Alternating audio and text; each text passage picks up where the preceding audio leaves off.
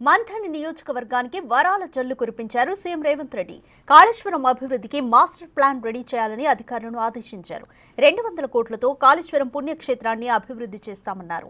రానున్న గోదావరి, కృష్ణా పుష్కరాలు, మేడారం జాతరను ప్రభుత్వం ఘనంగా నిర్వహిస్తుందన్నారు. ప్రత్యేక నిధులు కేటాయిస్తుందని హామీ ఇచ్చారు.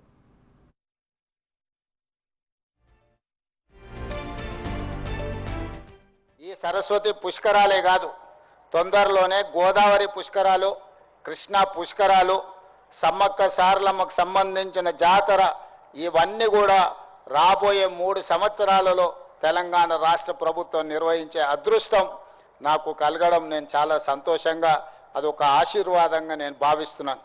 ఎందుకు అంటే ఈరోజు దేశంలో ఈ మధ్యలో మీరందరూ చూసినారు, కుంభమేళాకి కోట్లాది మంది భక్తులు అక్కడికి వెళ్ళినారు.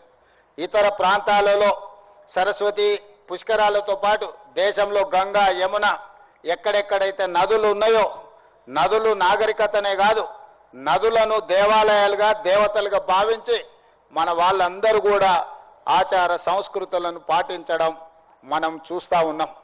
అందుకే ఈరోజు తెలంగాణ రాష్ట్రంలో రాబోయే పుష్కరాలు, గోదావరి పుష్కరాలు, అదేవిధంగా కృష్ణా పుష్కరాలను అద్భుతంగా నిర్వహించాలని, వాటికి పునాదులు ఈరోజు ఈ సరస్వతి పుష్కరాల సందర్భంగానే మనం ఇవన్నీ ఏర్పాటు చేసుకున్నాం. మిత్రులు శ్రీధర్ బాబు గారు చాలా అంశాలను ప్రస్తావించారు. ఇక్కడ ఉన్న దేవాలయం, కాళేశ్వరం దేవాలయానికి ఒక గొప్ప చరిత్ర ఉన్నది. అభివృద్ధి చేయడానికి 100 కోట్లు కావాలి అని వారికి నిజంగా అడిగేది కూడా రానట్టుంది.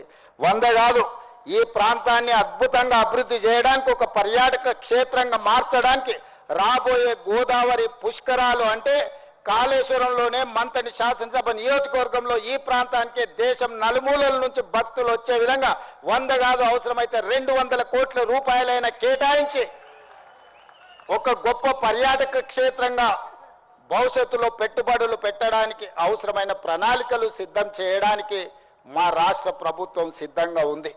ఎందుకంటే రాష్ట్ర అభివృద్ధిలో నిరంతరం శ్రమిస్తున్న శ్రీధర్ బాబు గారి నియోజకవర్గానికి అదనంగా నిధులు ఇవ్వడం నా బాధ్యతగా నేను భావిస్తున్నా. రాబోయే గోదావరి పుష్కరాలతో పాటు కాళేశ్వరం మందిరానికి అవసరమైన మాస్టర్ ప్లాన్ అద్భుతంగా తీర్చిదిద్దండి.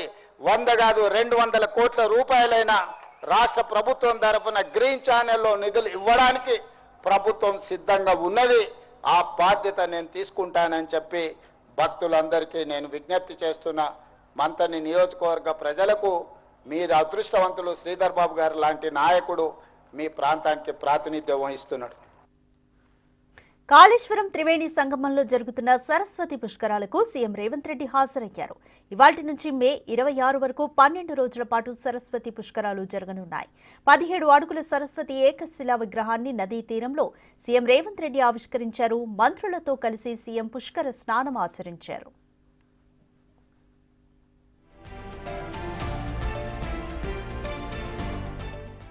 పుష్కరాల నిర్వహణ కోసం 35 కోట్లతో ఏర్పాట్లు చేశారు. తెలంగాణ, మహారాష్ట్ర, ఆంధ్రప్రదేశ్, కర్ణాటక, తమిళనాడు రాష్ట్రాల నుంచి లక్షల సంఖ్యలో భక్తులు తరలి రానున్నారు.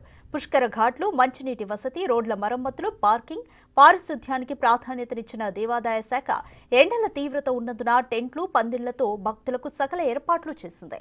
సరస్వతి పుష్కరాలతో కాళేశ్వరం త్రివేణి సంగమ శోభను సంతరించుకుంది.